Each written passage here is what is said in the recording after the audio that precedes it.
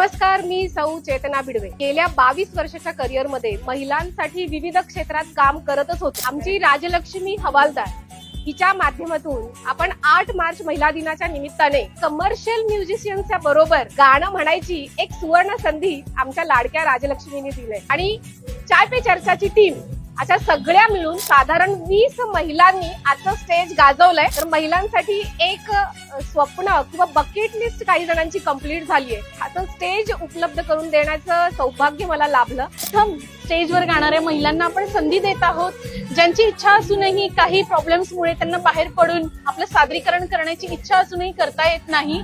तर अशा पहिल्यांदा स्टेजवर या महिला आज गात आहेत। यासाठी मी खूप आभारी आहे चेतनाताईंची की आपले दिल दोस्ती दुनियादारी या ग्रुपने यांच्या सगळ्यांच्या सहकार्यामुळे हा कार्यक्रम खूप सक्सेसफुल झालेला आहे।